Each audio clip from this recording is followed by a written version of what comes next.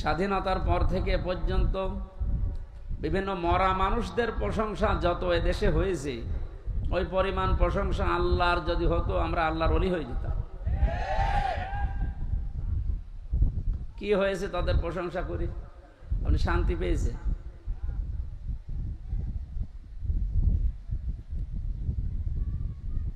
একজন বেদুইন এসেছিল, নবীজি বললেন কি তোমার এই অবস্থা?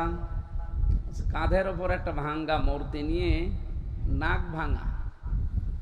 তোমার মূর্তির নাক ভাঙা কেন? লোকটা বলে, হে রাসূল, এটা আমার মূর্তি না, এটা আমার খোদা। এটা সব সময় আমি সঙ্গে রাখি, না জানি কখন কোন বিপদে পড়ি। আজও আমার মনে হয় ১৫০০ বছর আগে এই লোকটা না বুঝে তার খোদাকে সঙ্গে রেখেছিল বিপদ থেকে বাঁচার জন্যে। আর ডিজিটাল যুগে অনেকে বুঝে শুনে খোদাকে উপরে রেখে দেয়। উপরে খোদা দেখবেন, নিচে খোদা হাঁ করে আছে। সিস্টেম একই, শুধু নিয়মটা পাল্টিয়েছে। ও সাথে রাখতো, পকেটে রাখতো, আর উপরে রেখে হাত তুলে থাকে। আমি কি বেশি বললাম?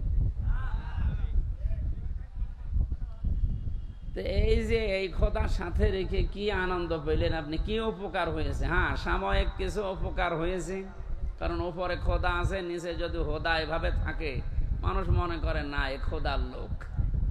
এ পর্যন্ত শেষ। এই পরিচয় দেওয়ার কি এখন সময় আছে? আর আপনি দিতে পারবেন?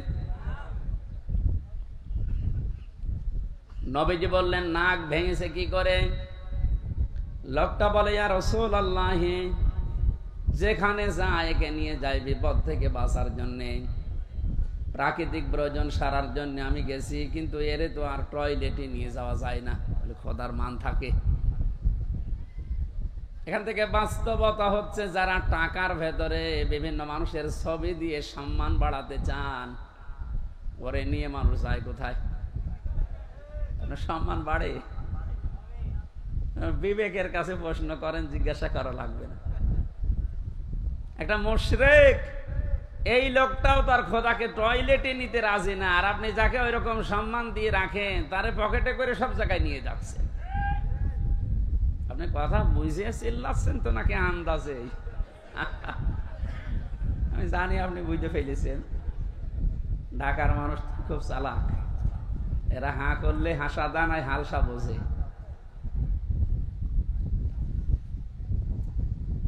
রাস্তার পাশে রেখে কাজ সারতে গেলাম, কাম করে এসে দেখি ওর মাথা থেকে পা পর্যন্ত পোড়া ভিজা।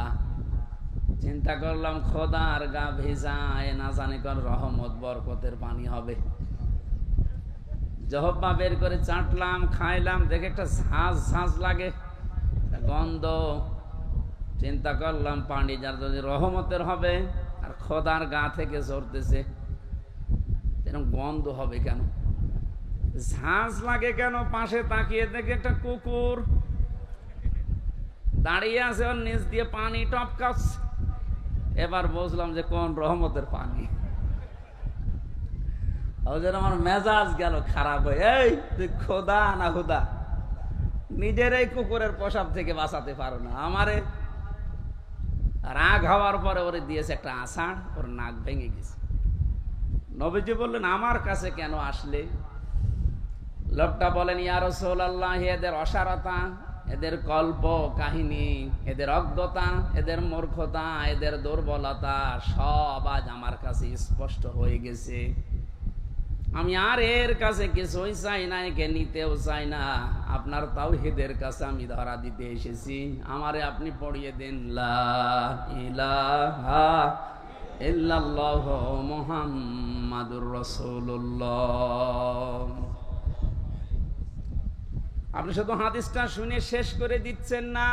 আমার তো মনে হয় ১৫০০ বছর আগে লোকটা যা ঘটিয়েছে, এখন এই ডিজিটাল যুগে খাপের খাপ অনেকের জীবনে মিলিয়ে যাচ্ছে।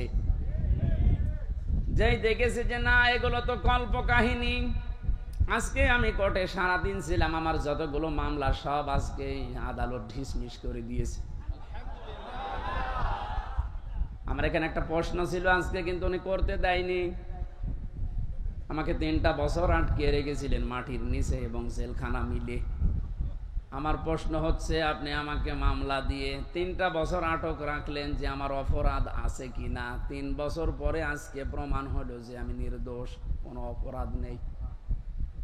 আমার যত রকমের পরীক্ষা করার দরকার ছিল রিমান্ডে নিয়ে সব করেছে। এই মোবাইলটা আজকে দিয়েছে ওরা 3 বছর পর। এর মধ্যে যা ছিল ওরা সব কিছু দেখেছে। যে মামলা দিয়েছিল আনসার আল ইসলাম না কি জানো, আমি জীবনে জানি না। যত রকমের পরীক্ষা করেছে একটাও পাইনি। জজ আজকে হাসছিল যে মামলার বিচার করব কি দিয়ে, কোনো মাল নেই, যা ছুড়ে ফেলে দিলাম। আমি মনে করলাম জিজ্ঞাসা করি, মাননীয় আদালত, এই যে 3টা বছর আপনার কাছে তো আমার মামলা ছিল, এতদিন আপনি কিছুই করেননি, আপনি কিন্তু জানতেন। আজকে যেমন ছুড়ে ফেলে দিচ্ছেন, হাসি তামাশা করছেন যে একটা মামলা হলো, এই 3 বছর জানতেন না? 30 থেকে 32 বার এই মামলাটাই আদালতে উঠেছিল, কিন্তু জামিন আপনি দেননি, বারবার ফেরত দিয়েছেন। আজকে কোন ইশারায়, কার ইশারায় দিয়েছেন আমি জানি না। তবে আমার প্রশ্ন, আমাকে যে 3টি বছর রাখলেন, আমি তো নিরপরাধ, আজকে প্রমাণ হইল যে কোনো দোষ নেই। যারা আমাকে বিনা দোষে এই কষ্ট দিয়েছে, আমিও তাদের ওই কষ্ট দিতে চাই।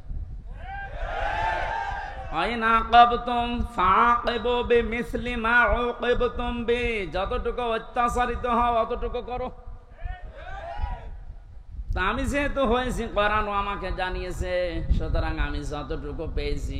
মাটির নিচে আপনারা আমাকে রেখেছিলেন, আমার মামলার আয়ু থেকে শুরু করে উপরের যে নির্দেশদাতা পর্যন্ত প্রত্যেককে আমি এই 3 বছর মাটির নিচে রাখতে চাই। আমি বেশি করছি না, সমান সমান করছি। এটা যদি আপনি না করতে পারেন, আগামীতে আমার মতো আরো মানুষ বিনা কারণে 3 বছর 5 বছর না 10 বছর 15 বছর মাটির নিচে জেলখানায় থাকবে, কোনো বিচার হবে না। 15 বছর পরে লোকটা যখন বের হবে, আপনি রায় দিয়ে দেবেন যে নির্দোষ, কোনো দোষ নেই, তাহলে 15 বছর আপনি ফিরিয়ে দেন। আমার জীবন থেকে আপনি 3টা বছর নষ্ট করে দিলেন। যাদের কথা মতো এই মানুষগুলো তো কিয়ামতে মামলার আসামি হবে, কারণ আল্লাহ আপনাকে মাফ করবে না যতক্ষণ হামজা মাফ না করে। কারণ আপনি আল্লাহর ক্ষতি করেননি, ক্ষতি করেছেন হামজার। ওটা যদি হক্কুল ইবাদ হতো, হক্কুল্লাহ হতো, আল্লাহ মাফ করে দিত। কিন্তু এটা তো হক্কুল ইবাদ, বান্দার হক আপনি নষ্ট করেছেন। যাদের ইশারায় তাদেরকে আপনি বলবেন। এই মানুষগুলো যদি হামজার কাছে মাফ না চায়, কোনোদিন লোকটা জান্নাতে যেতে পারবে না। দ্বিতীয় সিস্টেম হচ্ছে লোকটা জালিম। যারা টপ টু বটন ছিল এতদিন, এরা সবগুলো কোরআনের ভাষায় জালিম। জালিমদের জন্য সবচাইতে আমার ভয় লাগে সূরা শুরার 42 নম্বর আয়াতটা পড়লে, ইন্নামাস সাবিলু আলাল্লাযিনা ইয়াযলিমুনান নাস ইলা আখির আয়াত। আল্লাহ পাক বলেন, অবশ্যই আমি আল্লাহ নিজে মামলা দায়ের করব, নিজে অভিযোগ দায়ের করব, কেস করব। শব্দের অর্থ দিকে খেয়াল করেছেন? ইন্নামাস সাবিলু আলাল্লাযিনা ইয়াযলিমুনান নাস। আল্লাহ ইয়াযলিমুনাল মুসলিমুনা দেননি, ইয়াযলিমুনান নাস দিয়েছেন। এটা মজারে বর্তমান ভবিষ্যৎ, প্রেজেন্ট ফিউচার, 2টা কাল নিয়ে আল্লাহ শব্দ দিলেন কেন? কারণ এখন শুধু না, কিয়ামত পর্যন্ত এই আয়াতটা কোরআনে থাকবে না, 2 দিন পর নষ্ট হয়ে যাবে। মানুষ হয়ে যারা মানুষের উপরে জুলুম করে, অত্যাচার করে, এরা হামজার মামলার আসামি না। আমি মামলা দিলেও পারি, না দিলে মাফ করে দিলে হয়ে গেল। কিন্তু না, আল্লাহ পাক বলেন ওরা আমি আল্লাহর মামলার আসামি। আমার তো আয়াত পড়ার পরে বাংলাদেশের দিকে তাকিয়ে মনে হয় এদেশের অনেক মানুষ এখন অলরেডি আল্লাহর মামলার আসামি হয়ে গেছে।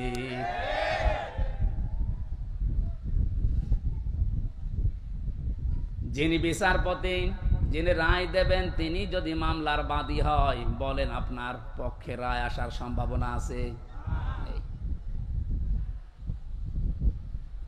আমার পক্ষে তত বিচারপতি ছিল অনেকগুলো, সিএমএম কোর্টে, জজ কোর্টে, হাই কোর্টে পর্যন্ত, কিন্তু শুধু উপরের নির্দেশ পাইনি, এই জন্য লিখে নাই।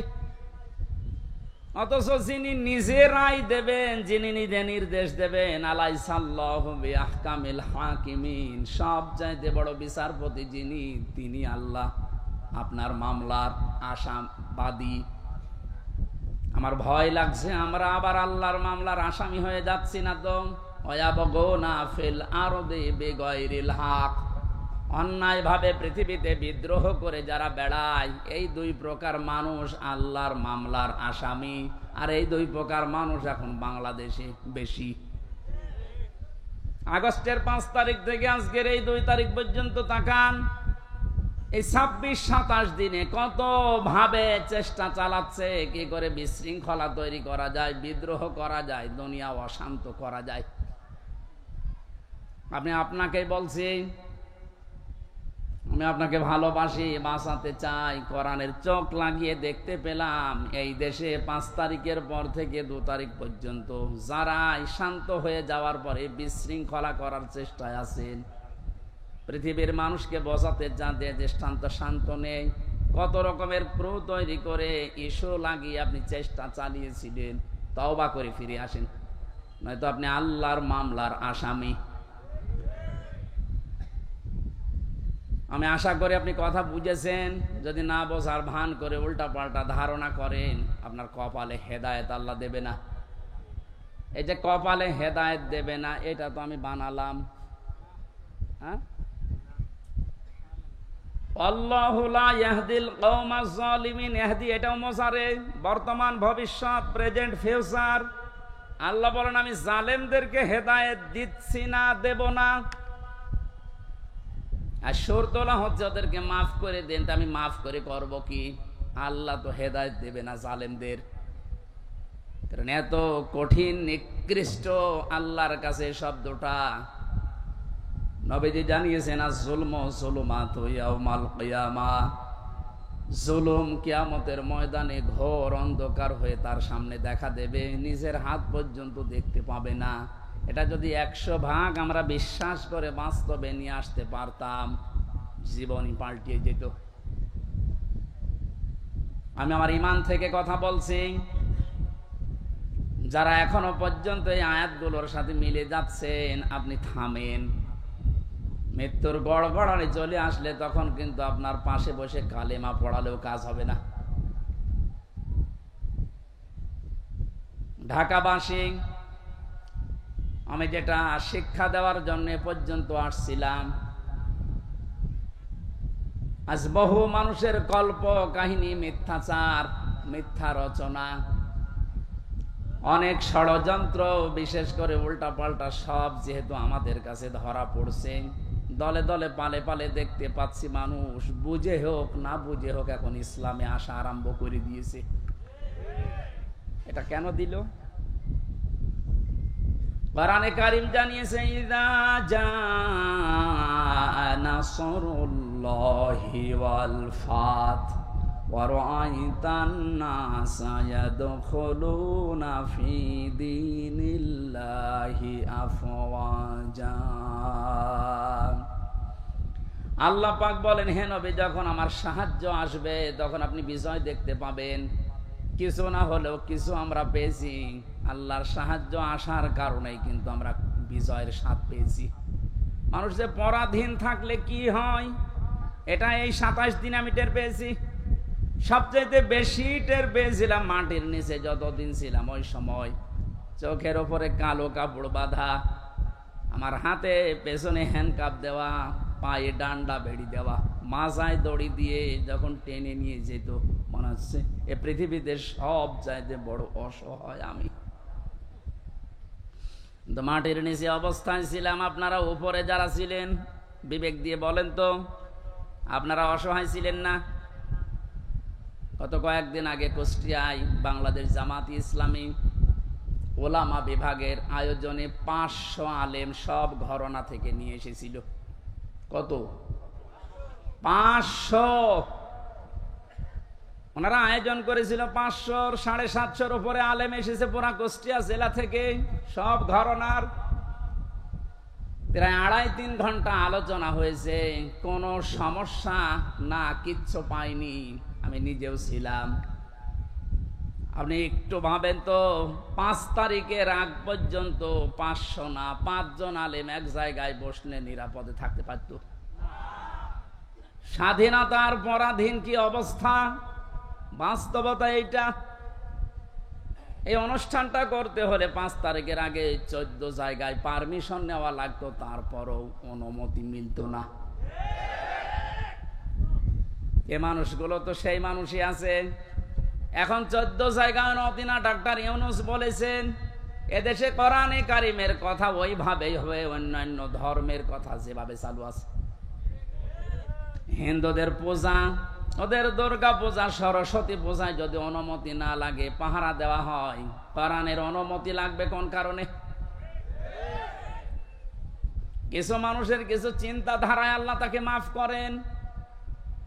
কবি নজরুলের জীবনে ওইরকম আমল আমি ওনার জীবনী পড়ে পাইনি, কিন্তু কিছু কিছু কথা এত দামি, আমার মনে হয় আল্লাহ ওই কথাগুলোর কারণে ওনারে মাফ করে দেবে। এই লোকটা যে ঘোষণা দিল, কোরআনের পক্ষের লোক না বিপক্ষের লোক ওটা আমি বলছি না, কিন্তু যে ঘোষণা দিল, এই 17 বছরে কোনো মুসলমান তো এই ঘোষণা দিতে পারে নাই। আরো বিরোধিতা করতেন আপনি।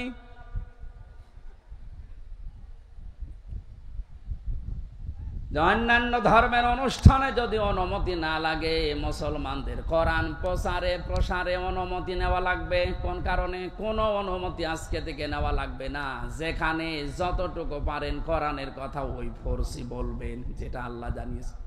ওনার পরের দিন এই দেশের ডিসিএফ এর প্রধান, যিনি গোয়েন্দা বিভাগের, আমারে কল দিয়েছিল। আমার মাহফিল ছিল ওই দিন গাইবান্ধা। আমারে ডাক দিয়ে বলছে, হুজুর কোরআনের কথা বলতে দেশে 56,000 বর্গ মাইলের কোনো ইঞ্চিতে আর বাধা নেই। যে ফোর্সে আল্লাহ জানিয়েছে আপনি ওই ফোর্সে বলবেন। কেউ যদি কোনো জায়গায় একটু শব্দ করে শুধু একটু জানাবেন, আমারে সেভ করে রাখবেন, ও ঠ্যাং ভেঙে ফেলবো। আমি বললাম, স্যার আপনি এতদিন কোথায় ছিলেন? আমি কেবল দায়িত্ব পেয়েছি। কিন্তু দুইটা কথাও আবার জানিয়েছে, যারা আয়োজন করে তাদেরকে আপনি বলবেন ওনারা যেন মহিলা প্যান্ডেলটা আলাদা করে, ওখানে পুরুষের যেন আনাগোনা না থাকে, আর ওনাদের যে আলাদা টয়লেট বা নামাজের ব্যবস্থা ওগুলো যেন ওয়ান টাইমের জন্য করা হয়। এক ভালো প্রস্তাব দিয়েছে। এটা যেহেতু রেকর্ড হচ্ছে, সারা বাংলাদেশে আমার প্রত্যেকটা জেলায় 2-3টা করে ওয়াজ নেওয়া আছে। এর মাধ্যমে সবাইকে জানাচ্ছে ওই স্যারের কথাটা মানা দরকার। কথাটা ভালো কথা না? পর্দা কিন্তু নফল না। পর্দা কি নফল? ফরজ। কেমন ফরজ? নামাজের মতো ফরজ। কিন্তু আজ অনেকে এটাকে গুরুত্ব এভাবে দিতে চায় না, নফলও মনে করে না। পর্দা যে একটা ফরজ, নফলও মনে করে না। এই জন্যে কাজটা যেভাবে উনি করতে বললেন, আমি আপনাদের কাছে পৌঁছিয়ে দিলাম। উনি আজকেও আমাকে জানিয়েছে কোর্ট থেকে বের হওয়ার পরে, যেই দেখেছে সব মামলা ঢিসমিস হয়ে গেছে। আমি সাংবাদিকদের সামনে যখন ব্রিফিং করার পরেই কল দিয়ে জানিয়েছে যে আপনি কিন্তু আজকেও মাহফিলে যাবেন, আমি জানি। কোথায়? খিলক্ষেতে। এটা কি খিলক্ষেত? দেখেছেন? আমি জানি না আমার মাহফিল কোথায়, কারণ আমার সাথে যে ছেলেটা আছে ও আমার একদিন আগে জানায় যে আজকে অমুক জায়গায় মাহফিল আছে। ওনারা জেনে ফেলেছে, কত খোঁজ রাখছে। ওনার ওই কথাটা আমরা আহ্বান জানালাম, আপনারা মেনে চলবেন। মেয়েদের এই সিস্টেমগুলো একটু দরকার। ওনাদের ইসলাম জানা দরকার নেই? বলেন। ঢাকাবাসী কোরআনে কারিম থেকে কথা আরম্ভ করার জন্য আমরা আল্লাহর শুকরিয়া জানাচ্ছি, যিনি আমাদেরকে এই স্বাধীনতার একটু হালকা সুখ পাওয়ার তৌফিক দিয়েছেন। যখন আল্লাহর সাহায্য আসবে, বিজয় যখন আপনি দেখতে পাবেন, বিজয়ের যতগুলো ধাপ আছে, একটা ধাপ আমি বাস্তবে সভাপতির সাথে আমি আজকে মিলাবো, একটু মিলাবেন। ওয়ারাইতান নাসা ইয়াদখুলুনা ফি দীনিল্লাহি আফওয়াজা। আল্লাহর সাহায্য আসলে আপনি বিজয় দেখতে পাবেন। বিজয়ের প্রথম ধাপ এটা, দলে দলে পালে পালে মানুষ দেখবেন ইসলামে প্রবেশ করছে। আপনি 27 দিনের জরিপটা একটু দেখেন। আগস্টের 5 তারিখের আগে আমি 4 তারিখে রাত্রে পেয়েছিলাম একটা জরিপ। ওই জরিপে দেখেছি এই দেশের 100 জনের মাত্র 15 জন চায় যে ইসলাম রাষ্ট্রীয়ভাবে কায়েম হোক, 85 জন চায় না। আজকে মাগরিবের পরের রিপোর্ট আমি ঘুমানোর আগে দেখেছিলাম বিবিসি থেকে। আজকের রিপোর্ট হচ্ছে দেশের 100 জনের 35 জন এখন চাচ্ছে দেশে কোরআন দিয়ে দেশটা চলুক। আপনি একটু সুযোগ দেন। দলে দলে যেভাবে প্রবেশ করছে, গাইবান্ধার পলাশবাড়িতে আমি 45 মিনিট আলোচনা করার পরে এক হিন্দু অনার্স মাস্টার্স করা এক শিক্ষিত মানুষ এসে বলছে, আমার ধর্মে আমি আর থাকবো না, আপনি আমার ইসলামে প্রবেশ করান। এই যে অন্য ধর্মের মানুষ যদি বুঝে কোরআন শুনে চলে আসতে পারে, যারা হালকা পাতলা ইমানের অধিকারী তাদেরকে একটু সুযোগ দেন, দেখবেন দলে দলে যে আফওয়াজা পালে পালে মানুষ ইসলামে আসবে। জরিপ যেটা করেছে ও গাঁজা খেয়ে করেনি, বাস্তবতা দেখেই করেছে। 35 জন যদি হয়ে যায় 27 দিনে, আর 27 দিন যেতে দেন, 50% মানুষ যখন ইসলাম চাইবে দেশে কায়েম হয়ে যাক, আল্লাহর কসম কেউ বাধা দিয়ে ঠেকাতে পারবে না। ওই যে ঐক্যের ডাক দিচ্ছিলেন, ওই কথাটা বোঝানোর জন্য একটা উদাহরণ বলছি কয়েক মিনিটে, একটু মিলান। একটা হোস্টেলে 100 জন ছাত্র, প্রতিদিন ওনাদেরকে যে নাস্তা দেওয়া হয়, এর ভেতরে 20 জন ঘাড় তেড়া করে আছে যে না, এই নাস্তা আমরা খাবো না। কয়জন? 20 জনের ভেতরে না, 100 জনের ভেতরে 80 জন। 80 জন বলছে এই প্রতিদিন এই যে নাস্তা দেওয়া হয় এটা আমরা খাবো না, এই মেনু পাল্টাতে হবে। হোস্টেল যিনি সোফার আছেন বলছেন তাহলে ভোট দাও। প্রত্যেকেই ভোট বাক্স দিয়েছে। কেউ বলছে আমরা রুটি পাউরুটি চাই, রুটি কলা চাই, কেউ খেসুড়ি চাই, কেউ রোল চাই। এভাবে একটা একটা করে দিতে দিতে সর্বশেষ দেখা গেল 20 জন মাত্র যে নাস্তা ছিল আগে ওইটাই আছে, আর বাকি 80 জন এই নাস্তার সাথে একমত না। 20 জনের এক জায়গায় ভোট পড়েছে, এখনো 80 জন বাকি আছে, ওরাও ভোট দিয়েছে। কারোটা 15, কারোটা 14, কারোটা 18, এভাবে করতে করতে ভাগ হয়ে গেছে। নাস্তার বিল যেটা পাস হবে, বেশি সংখ্যক যেহেতু মানুষ যেখানে পাস হবে ওইটা, 80 জন থাকার পরও নাস্তার ওই বিলটা পাল্টায়নি। আরো জোরে বলেন। আমি শুধু বলার জন্য বলছি তা না, এটা জীবনে মেলাতে হবে। আজ সময় এখন ওইটাই। আমরা সংখ্যায় টুপিওয়ালা মানুষ। এদেশে 100 জনের 96% আমরা মুসলমান। 20 জন যদি এদেশে ইসলাম নাও চাই, 80 জন আমরা চাই, কিন্তু ছোটখাটো বিষয় নিয়ে মতপার্থক্য করার কারণে আজ আমরা দল বিদলে বিভক্ত হয়ে 20 পর্যন্ত যেতে পারছি না। 18, 17, 15। জেলখানার ভেতরে আমি ছিলাম মাওলানা মামুনুল হকের সাথে 3টা বছরই।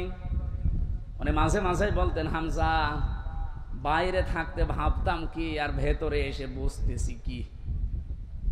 এখন যে পাল্টিয়ে যাব, কে বুকে হাত বাঁধে, কে আমিন জোরে বলে, কে নবীকে দাঁড়িয়ে সালাম দেয়, কেউ বসে সালাম দেয়, ওসব সব বাদ।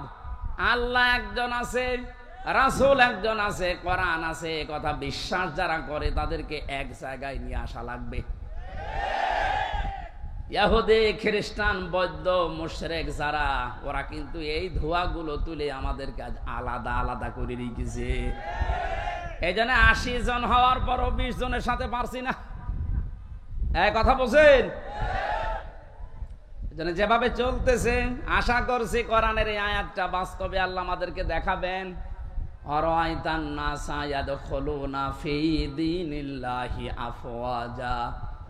দলে দলে পালে পালে যেভাবে মানুষ ইসলামে আজ দীক্ষিত আর আরম্ভ হয়েছে, আল্লাহ পাক যেন চর্ম চোখে দেখার তৌফিক দেন যে কোরআন দিয়ে 56,000 বর্গ মাইল চলছে।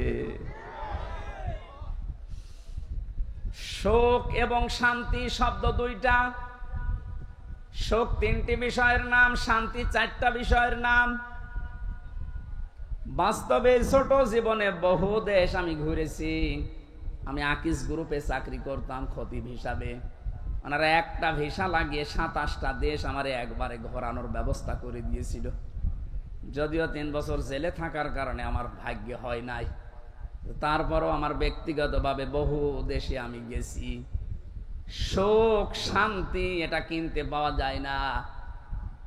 আল্লাহ পাক সুখ এবং শান্তি নিজের পক্ষ থেকে দান করেন। এই জন্য 53 বছর হয়ে গেল, সুখ শান্তি দুইটার একটাও আমরা এখনো পাইনি, অনুধাবনও করতে পারছি না। কারণ চলছিল এই 53 বছর মানুষের তৈরি করা নিয়ম নীতি দিয়ে। বাবা চালিয়েছিল, আমি দেখি নাই, ওই মুরব্বীরা দেখেছে, বাবারটা দেখে নাই। স্বামী চালিয়েছিল, ওনারা দেখেছে, আমি তো দেখি নাই, আমার 92 সালে জন্ম। চাচা চালিয়েছিল, বউ চালিয়েছে, ভাবিও চালিয়েছিল, সবগুলোই আমরা দেখেছি। শুধু কোরআন দিয়ে দেশ চললে কেমন দেখা যায় আজও দেখিনি। 7টা নামে আল্লাহ তাকে পুরা কোরআনে স্পেশাল ভাবে ডাক দিয়েছেন। কয়টা? 7টা। 1 নম্বরে নাম দিয়েছেন ইয়াসিন। ইয়া হরফে নেদা, ইয়া মানে হে, সিন মানে সাজ্জেদ। তাফসিরে কাবির আল্লামা ফখরুদ্দিন রাজি রহমতুল্লাহ আলাইহি উনি ব্যাখ্যা করতে গিয়ে সিনের অর্থ দিয়েছেন 5টা। আমি গতানুগতিক কথা বলি না। যারা আছেন যদি হেদায়েতের নিয়তে কথা শোনেন, আমি আশা করছি কোরআন আপনাকে পথ দেখাবে। আর কোরআন শরীফ যদি কাউকে হেদায়েত দিতে না পারে, ও যেন বিশ্বাস করে ওর কপালে আর হেদায়েত নেই। মানিত্তাবাআল হুদা বিগাইরিল কোরআন আদাল্লাহুল্লাহ, তিরমিজি শরীফের হাদিস। নবীজি বলেন, কোরআন বাদ দিয়ে যদি পৃথিবীর কোন জায়গায় কেউ ভালো হওয়ার নিয়তেও যায়, আল্লাহ নিজে দায়িত্ব নিয়ে তাকে গোমরা করে দেয়। ও ঢাকাবাসী শব্দের দিকে খেয়াল করেন, হুজুর আছে আদাল্লাহুল্লাহ ভাবে ইফাল। নবী যদি দল্লা দিতেন তাও অর্থ হয়ে যেত। দল্লা ইয়াদিল্লু না দিয়ে আদাল্লা ইয়াদিল্লু দিয়েছেন। দল্লা শব্দটার বাংলা অর্থ হচ্ছে আপনি নিজেই নিজেকে খারাপ বানিয়ে ফেলেছেন। আর আদাল্লা মানে আল্লাহ নিজে দায়িত্ব নিয়ে আপনাকে নিজে খারাপ বানিয়ে দিয়েছে। এ কথাটার অর্থ কি? কোরআন যেখানে নেই ওই জায়গায় যদি কেউ ভালো হওয়ার নিয়তেও যায়, ওকে খারাপ বানাবে হামজা কে? বলেন বলেন। হেদায়েত দেওয়ার একচ্ছত্র মালিকানা কার? দুনিয়ার কারো হাতে আল্লাহ দিয়েছেন, এমনকি নবীর হাতেও দেন নাই। এই জন্য নবী নিজের চাচা কেউ পারে নাই।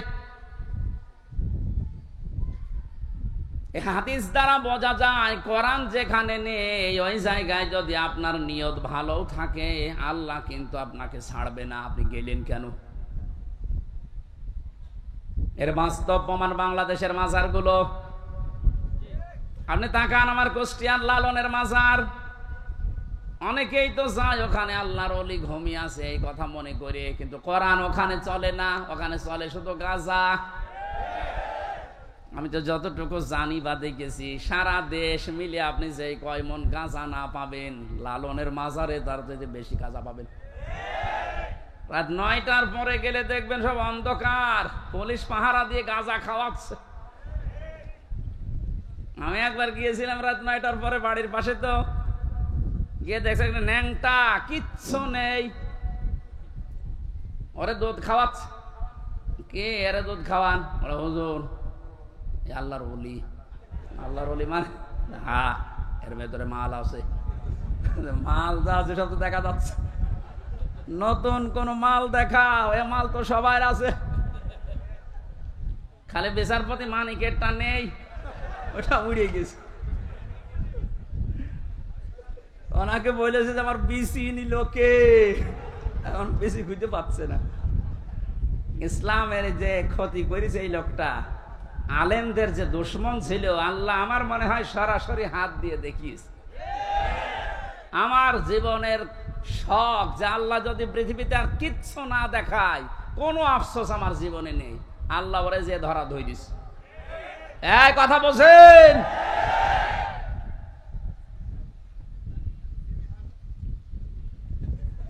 এই লোকটার সম্পর্ক আমি শুনেছি, জেলখানায় থাকতে ছোট হুজুরটা আমার সাথে ছিল, ওই যে রফিকুল ইসলাম মাদানি, 2 মাস ছিল।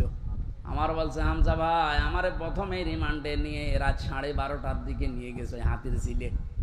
ওরা উলঙ্গ করেছে আমারে, আমি তো এমনি ছোট মানুষ, আমার জিনিসপত্র ছোট, আসলে ছোট। আমারে নিয়ে পুরা উলঙ্গ করে একটা সিগারেট হাতে ধরিয়ে দিল। অন্ধ উলঙ্গ মেয়ে লোক কোন জায়গা থেকে যেন নিয়ে আসলো, রাস্তার দুই পাশে ব্যারিকেড দিয়ে বন্ধ করা। এটা কোরআন শরীফ আমার সামনে, একেবারে সত্য বলছি। আমাকে যা বলেছে ওই ফাঁসির কয়েদখানায় তাই বলছি। অর্ধ উলঙ্গ মেয়ে লোকটা আমার পাশে দাঁড় করিয়ে ছবি তুলছে আর বলছে এটা সকালে ছেড়ে দেব, দেশের মানুষ বুঝবে যে হুজুর কেমন। এত অসহায় লাগছিল ওই সময়। আমি তো এমনিতে ওদের সাইজে চাইতে একেবারেই ছোট, আর মেয়েটা আমার ওর কাঁধ পর্যন্ত, আমি অর্ধ উলঙ্গ, কোথা থেকে যেন ভাড়া করে নিয়ে এসেছে। আমার হাতে সিগারেট দিয়ে যেটার গন্ধ শুকলে আমার বমি আসে, ওইটা ধরিয়ে নিজে দুই টান দিয়ে আমার কাছে দিয়ে বলছে এভাবে ধরে থাক, অস্ত্র তাক করা আছে, কিচ্ছু করার নেই। ছবি তুলছে, এটা ছেড়ে দেব সকালে।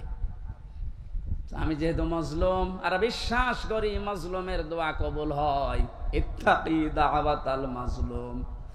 নবীজি বলেন দুনিয়াতে আর যাই করো মজলুমের বরদোয়া থেকে নিজেকে বাঁচিয়ে রেখো। ফাইন্নাহা লাইসা বাইনাহু ওয়া বাইনাল্লাহি হিজাব, কারণ মজলুমের মাঝে আর আল্লাহর মাঝে কোনো পর্দা থাকে না।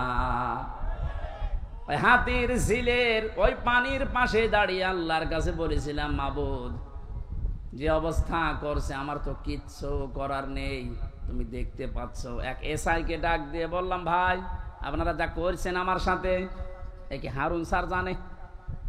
জানে না মানে? উনি তো করাচ্ছে। যেই বলেছে উনি করাচ্ছে, কারণ রিমান্ডে উনি তো মাঝে মাঝে এসে আমারে প্রশ্ন করতো, তখন কি ফেরেস্তার মতো কথা বলতো, অথচ ভেতরে ভেতরে ওই এত খারাপ অবস্থা আমার করলো। আল্লাহ তুমি সব দেখেছো, আমারে যেভাবে ওরা অপমান করেছে ওকেও এইভাবে করো। আমার মনে হয় আল্লাহ কারেন্টের মতো ওর দোয়া কবুল করেছেন। দেখেছেন না, ও এখন 3 ইঞ্চি, কয় ইঞ্চি? সারা দুনিয়া এখন জানে, ওর নাম অনেকে জানে না, কিন্তু ও যে 3 ইঞ্চি ও সবাই জানে, মহিলারা পর্যন্ত জানে যে 3 ইঞ্চি। ছোট হুজুরের দোয়াটা একেবারে মাজলুম, যেহেতু আল্লাহ কবুল করে দুনিয়ায় দেখিয়েছে, পরবর্তী কি করবে সেটা আল্লাহ ভালো জানে।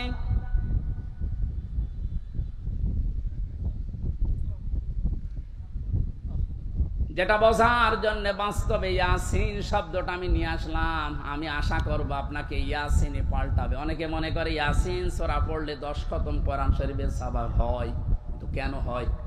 এখানে 83টা শিক্ষা আছে। এর প্রথম 5টা শিক্ষা হচ্ছে সিনের ভেতরে। আপনারা শুনতেছেন?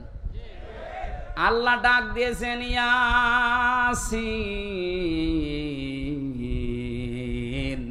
হে নেতা। ইয়া মানে হে, সিন মানে সাজ্জেদ, সাজ্জেদের বাংলা অর্থ নেতা। মুফাসসির 5টা অর্থ দিয়েছেন তাফসিরে কাবীরে। 1 নম্বরে সাজ্জেদুল বাশার, 2 নম্বরে সাজ্জেদুল আলামিন, 3 নম্বরে সাজ্জেদুল কাউনাইন, 4 নম্বরে সাজ্জেদুল আম্বিয়া, 5 নম্বরে সাজ্জেদুল মুরসালিন। এক একটা শব্দের আবার ব্যাখ্যা করা আছে। আমি কথা বলছি তাফসীর আকারে, আপনি মিলান। প্রথম নম্বর অর্থ হচ্ছে সাজ্জেদুল বাশার, আল্লাহর ঘোষণা দেওয়া মানুষের জন্য একমাত্র নেতা, আদর্শ একজন, তার নাম মুহাম্মদ রাসূলুল্লাহ। কি বুঝলেন ইয়াসিন পড়ে?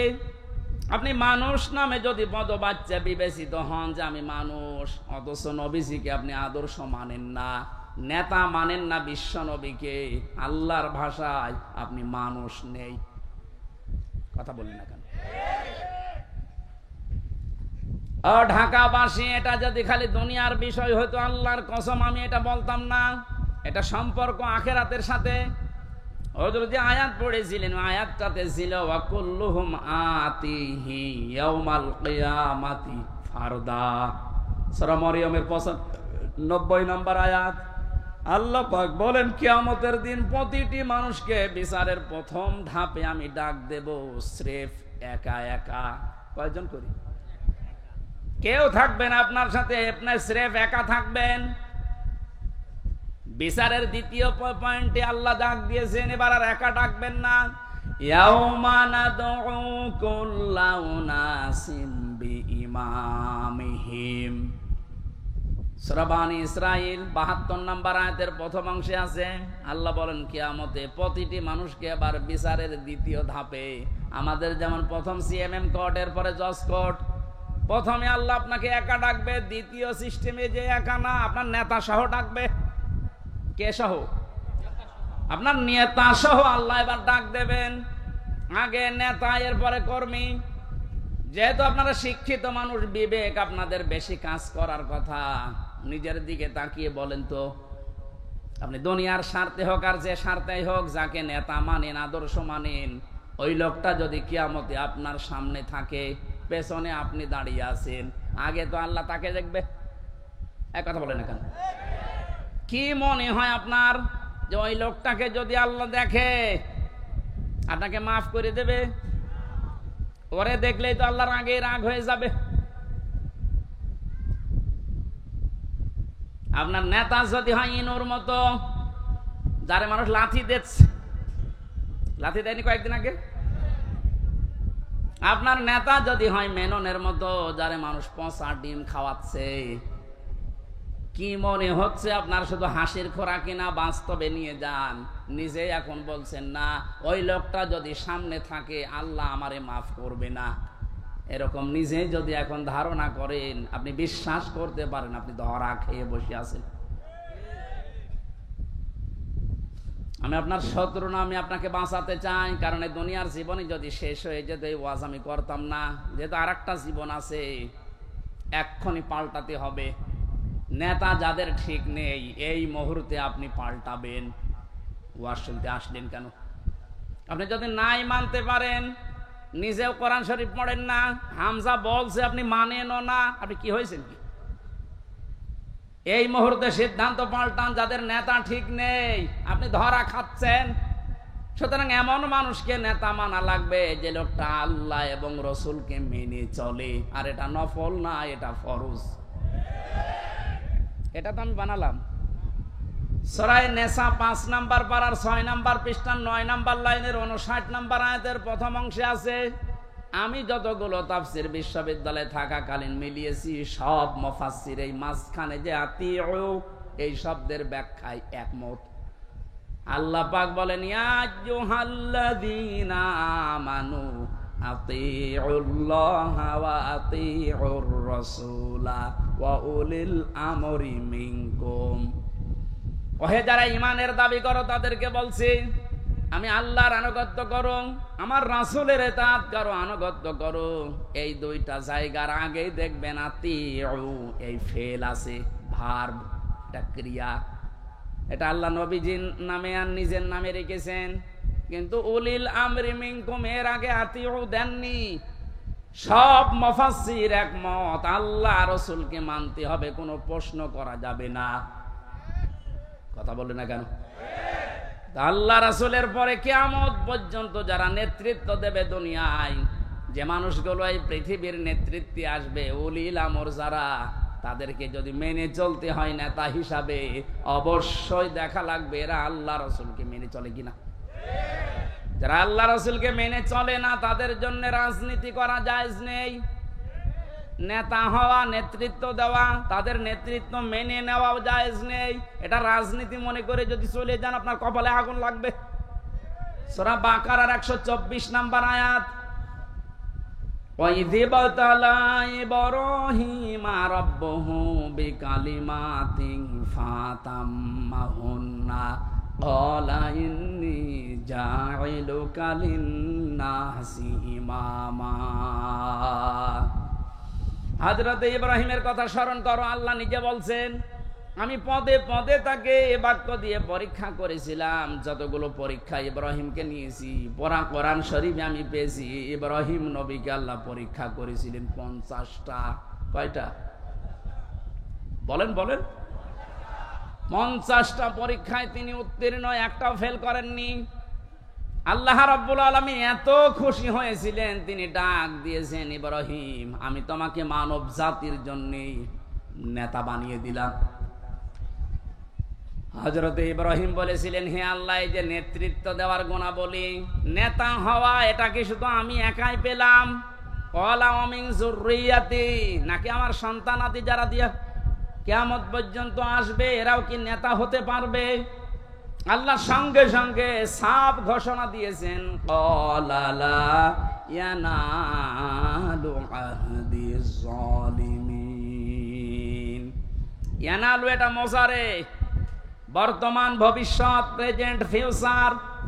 আল্লাহ পাক বলেন তোমার সন্তানাদি কিয়ামত পর্যন্ত যারা আসবে তারা নেতা হতে পারবে, নেতৃত্ব দিতে পারবে, ইমাম হতে পারবে, কিন্তু জালেমদের জন্য আল্লাহর ওয়াদা নেই।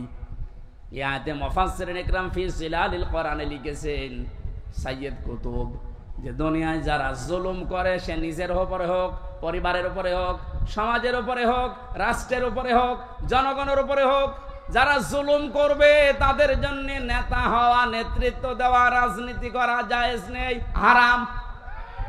অথচ বাংলাদেশে তো উল্টা, যে যত বড় জালেম সে তত বড় নেতা। বেশি বলে ফেললাম?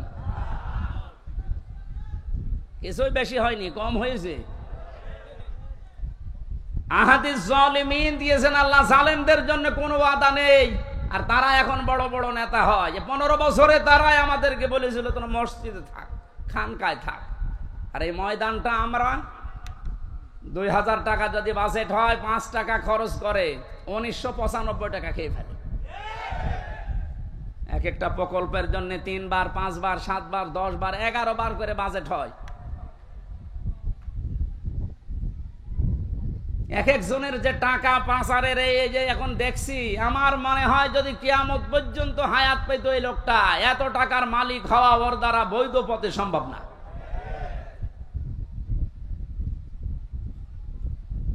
ইয়াসিন শুধু পড়লে 10 খতম কোরআনের সওয়াব হয়, তা আপনি তো মানবেন। ইয়াসিনের প্রথমটাই তো মানেন না। এই নেতৃত্বের কথা বললেই বলে রাজনীতি। আরে ভাই, রাজনীতি মানে রাজনীতি এটা কোরআনের পাঠ না? 903 জায়গায় আছে রাজনৈতিক কথা, ডাইরেক্ট ইনডাইরেক্ট মিলে। আপনি সেইটাকে অস্বীকার করে না বোঝার ভান করে চলে যাবেন, আর আল্লাহ আপনাকে ছেড়ে দেবে। আশা করছে আপনার আদর্শ ঠিক করবেন, আর এক্ষুনি মোক্ষম সময়। এরপরেও যদি কেউ না বোঝার ভান করে থাকেন, আসেন এদিকে, আপনাকে ঝড়ি কোদাল দিয়ে বোঝাচ্ছে। বোকারি শরীফ দিয়ে, কোরআন শরীফ দিয়ে ওর হবে না, ওরে দিয়া লাগে বাকারি শরীফ। আমি আসিন, এরা তো ব্যাখ্যা শেষ করতে পারবো না। নির্ধারিত আমরা আয়াত পড়েছিলাম 8, 9, 10, 3টা আয়াত পড়েছি সূরা মারিজ থেকে। কয়টা? এখানে আল্লাহ কিছু দৃশ্যের কথা দিয়েছেন, কিয়ামতের ভয়াবহতা, সে প্রথম থেকে এ পর্যন্ত, যে কিয়ামত যখন সংগঠিত হবে এইরকম পাহাড় উড়ে যাবে, সব ধ্বংস করবেন আল্লাহ তাআলা। একথা বলতে বলতে এই কঠিন মুহূর্ত যখন তৈরি হবে, এই মুহূর্তে মানুষের অবস্থা কি হবে আজকের আলোচনার বিষয়। এজন্য আমি মিলিয়েছি মুক্তিপণ। এটা বানিয়েছিলাম জেলখানায় থাকতে। জনাব এটিএম আজহারুল ইসলাম, নাম শোনেননি? এই লোকটা এখনো পর্যন্ত জেলে আছে। উনি একদিন একটা বই পাঠিয়েছিল, মুক্তিপণ, লেখক সৌদি আরবের। উনি বলছে, হামজা এটা পড়বা, জনগণের সামনে কথা বলো, মানুষ যেন পরিবর্তন হয়, এটা অনেক ভূমিকা পালন করবে। আমি পুরাটা 2-3 বার এই 3 বছরে শেষ করেছিলাম। দেখলাম যে হ্যাঁ, পরিবর্তন হওয়ার যদি মন থাকে, এই মুক্তিপণ এই শব্দটা মানুষের ভেতরে ঢোকাতে পারলে মানুষ আসবে ফিরে। আল্লাহ কিয়ামতের একটা বিশাল কঠিন ভয়াবহ দৃশ্যের কথা নিয়ে আসতে গিয়ে এই জায়গায় আমাদের কাছে এসে থামলেন। একটা মিলাবেন নিজের সাথে। এবার আল্লাহ রাব্বুল আলামিন বলেন, ওয়ালা ইয়াসআলু হামিমুন হামিমান ইউবাসসারুনহুম। সেদিন শহীদের পরিচয় দেবে না।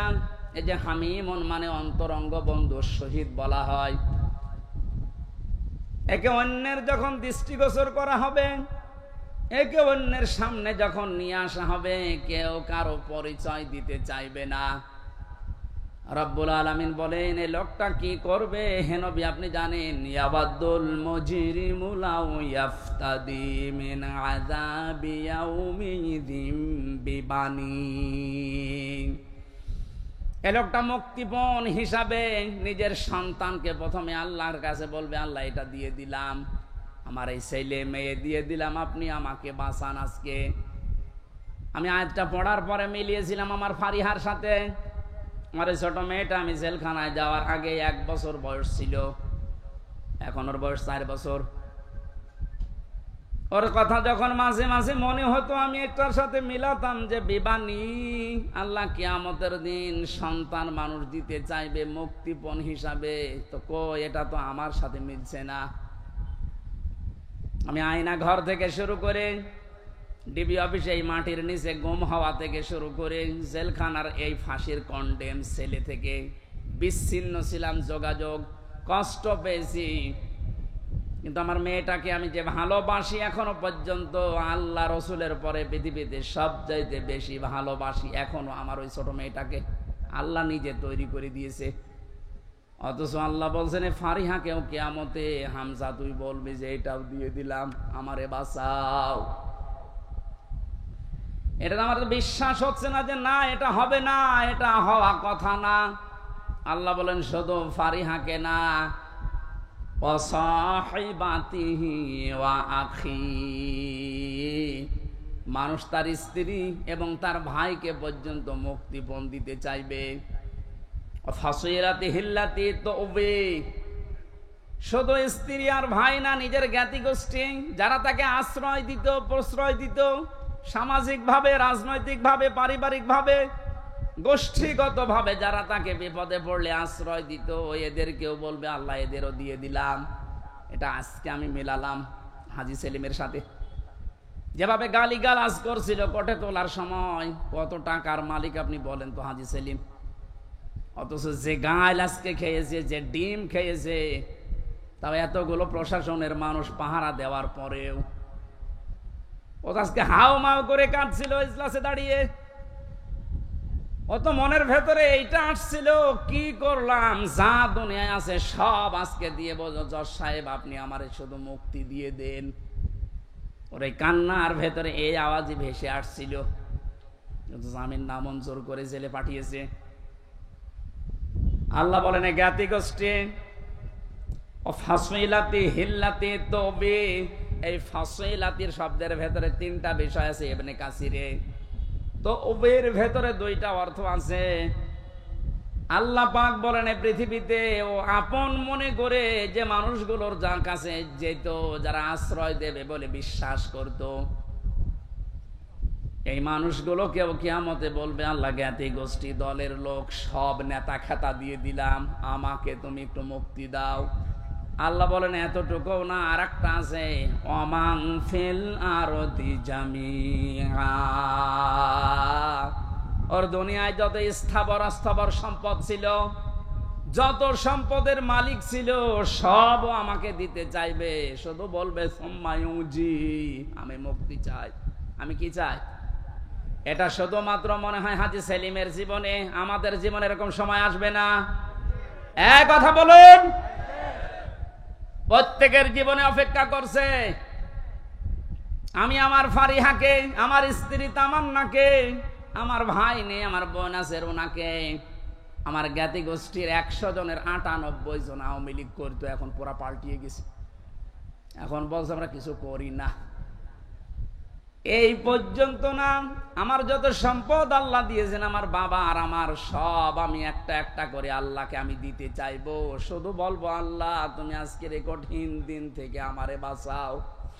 আল্লাহ দিনের পরিচয়টা একটু দিয়েছেন কোরআনে, ফাকাইফা তাত্তাকুনা ইন কাফারতুম ইয়াউমা ইয়াজআলুল ওয়ালদানা শিবা।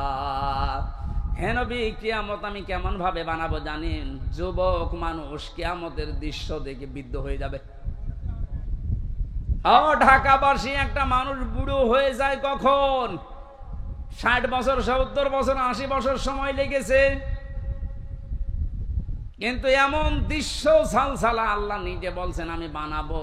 আমার মতো হামজা 32 বছর বয়স, সঙ্গে সঙ্গে সেকেন্ডের ভেতরে বুড়ো হয়ে যাব। এ কঠিন ময়দানে আল্লাহ ঘোষণা দেবেন, কাল্লা, কখনো না, কখনো না। যতগুলো দিতে চাইলে মুক্তিপণ একটাও নেওয়া হবে না। ইন্নাহা লাযা, তোরে আমি লাজাই দেব। কোন জায়গায়? প্রশ্ন আসতে পারে লাজা কি? এখানে যারা আছি আমরা অনেকেই জানি জাহান্নাম 7টা, জান্নাত 8টা। আমি কোরআনে কারিমে পেয়েছি লাহা সাবাতু আবওয়াব লিকুল্লি বাবিম মিনহুম জুজুম মাকসুম। সূরা হিজরের 44 নম্বর আয়াতে আছে, আল্লাহ পাক বলেন জাহান্নামের দরজা 7টা। যে যে অপরাধ করবে আল্লাহ তাকে ওই দরজা দিয়ে ওই জাহান্নামে প্রবেশ করাবে। তাহলে জাহান্নাম একটা, এর দরজা 7টা। কয়টা? এটা মনে হচ্ছে কোন স্কুল না? এখানে 1 থেকে মনে করেন 5 পর্যন্ত প্রত্যেকটি ক্লাসে আলাদা আলাদা রুম আছে, কিন্তু মানে বিদ্যালয় বা শ্রেণী তো একটাই বলা হয়, যে বিদ্যালয় বা মাদ্রাসা, স্কুল যাই বলেন স্কুল। এই স্কুলের 5টি স্তর আছে, 1 থেকে 5 পর্যন্ত। যে যেই ক্লাসে পড়ে সে দরজা দিয়ে প্রবেশ করে ক্লাস করে বাড়ি চলে যায়। 3-তে পড়ে 5-এ গিয়ে ক্লাস করতে পারবে। এটা যেমন সহজে বুঝলেন। আল্লাহ পাক জাহান্নাম বানিয়েছেন একটা, স্তর বানিয়েছেন এরকম 7টা। দুনিয়ায় যে যে ধরনের অপরাধ করবে তাকে ওই দরজা দিয়ে প্রবেশ করিয়ে শাস্তি দেবে। এর 1 নম্বর দরজার নাম হচ্ছে হুতামা, খুব ভয়ঙ্কর জায়গা। এর 2 নম্বরে লাজা। আল্লাহ বলেন এই যে মানুষগুলো মুক্তিপণ হিসাবে কিয়ামতের কঠিন দৃশ্য থেকে দিতে চাইবে, দিতে চাইবে, দিতে চাইবে, আমার আওয়াজ হবে কাল্লা, না, ইন্নাহা লাযা, তোরে এই লাজার দরজা দিয়ে প্রবেশ করাবো। এটা কেমন জায়গা হে নবী আপনি জানেন? নাযাআতাল লিশাবা, এখানে ঢুকলে আগে মানুষের চামড়া খসে যাবে। শাওয়া শব্দের শাব্দিক অর্থ বেশি ইবনে কাসিরে, হাড় টুকরা টুকরা করলে যেভাবে খণ্ড বিখণ্ড হয়ে যায়, উপরে বাড়ি দিলে হাড় যেভাবে খণ্ড খণ্ড হয়ে যায়, এই রকম জায়গা এটা।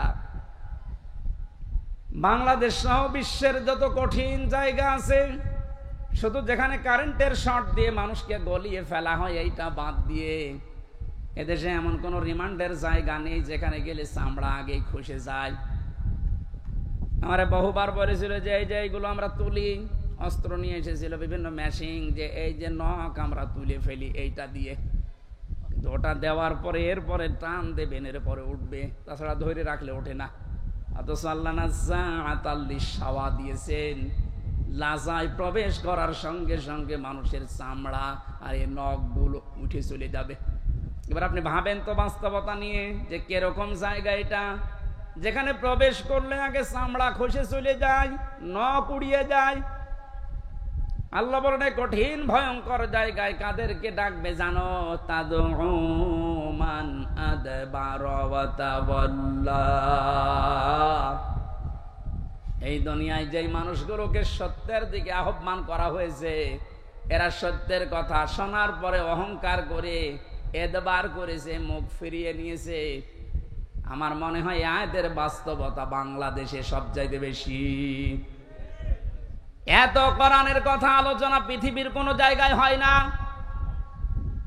এত আলোচনা হওয়ার পরে, সত্যকে সত্য জানার পরেও যারা ঘাড় ঘুরিয়ে অহংকার করে চলে যান, আপনার জন্য আল্লাহ লাজা প্রস্তুত করে রেখেছে। ইহুদি খ্রিস্টানদের আমরা প্রতিদিন 17 বার করে বরদোয়া দেই। কতবার? এই যে গায়রিল মাগদুবি আলাইহিম ওয়ালাদ-দাল্লিন, 2টা জাতির কথা আছে, ইহুদি আর খ্রিস্টান। বারবার আল্লাহকে বলা হচ্ছে, আল্লাহ এদের পথ আমাদেরকে দেখিও না, এরা অভিশপ্ত। এরা অভিশপ্ত না? আমি তাফসিরে পড়েছি কেন আল্লাহ এদের নাম দিলেন। কারণ ইহুদি খ্রিস্টানদের কাছে সত্য এসেছিল আমাদের নবীজি সম্পর্কে, যে বিশ্ব নবী মুহাম্মদ রাসূলুল্লাহ শেষ নবী, এটা সর্বশেষ নবী, শ্রেষ্ঠ নবী।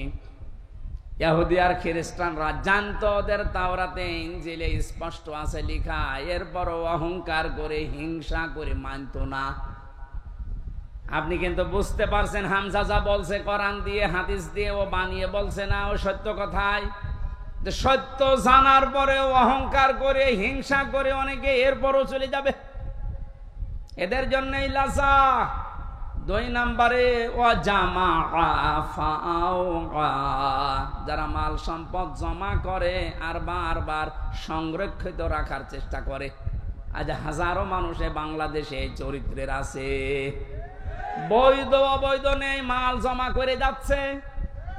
ইহসাবু আন্না মালাহু আখলাদা, ও মনে করে এটা আমার কাছে স্থায়ী ভাবে থাকবে। শুধু জমা করে শেষ না, এটা সংরক্ষণ করার জন্য কত কায়দা কৌশল। এদেশে জায়গা হয় না, বেগম পাড়া বানাচ্ছে। এদেশে জায়গা হয় না, সুইস ব্যাংকে রাখছে যেন সংরক্ষিত থাকে।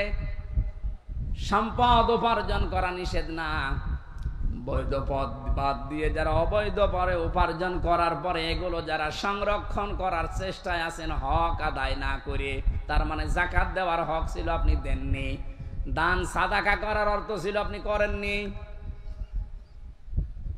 বৈধ অবৈধ না ভেবে শুধু জমা করা, এভাবে যারা জমা করে গিয়েছেন আর সংরক্ষিত রাখার জন্য চেষ্টা চালিয়েছেন, আপনার জন্য লাজা। আমাকে সহ যারাই শুনলাম, আল্লাহ তুমি লাজা থেকে আমাদেরকে বাঁচাও, বলেন আমিন। বাংলার মুসলমানেরা, পৃথিবীর জমিনটা আপনি যদি বদ্ধ জায়গায় কিছুদিন থাকেন, আপনার কাছে স্পষ্ট ধারণা চলে আসবে মাটির নিচে সরকার আমাদেরকে দিয়ে লস হয়নি, আমার কষ্ট হয়েছে, লস হয়নি। দুনিয়ার জীবনটা আগে যে দৃষ্টিতে দেখতাম, পুরা দৃষ্টি আমার পাল্টিয়ে গেছে। আল্লাহ তাআলা বলেন, আমাল হায়াতুদ দুনিয়া ইল্লা মাতাউল গুরুর। পৃথিবীর জমিনটা ধোঁকা, বাস্তবে এখন দেখছি ঠিক 100% আসলে ধোঁকা। আপনার মা বাবা ধোঁকা, স্ত্রী ধোঁকা, সন্তানাদি ধোঁকা, আপনার নেতা খেতা দলের লোক সব ধোঁকা। মনে করছেন না মা বাবার সম্পর্কে কথা বললো কেন? ধোঁকা। আপনি বাস্তবে নিয়ে যান, দেখবেন।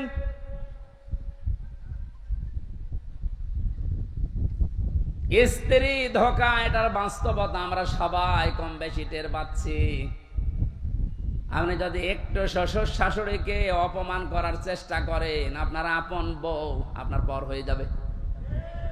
শ্বশুর শাশুড়ি বাদ দিলাম, স্ত্রীর ভাইকে অপমান করে একটা কথা বলেন, যত সুন্দর স্ত্রীর ব্যবহার হোক, সেকেন্ডে পাল্টিয়ে যাবে।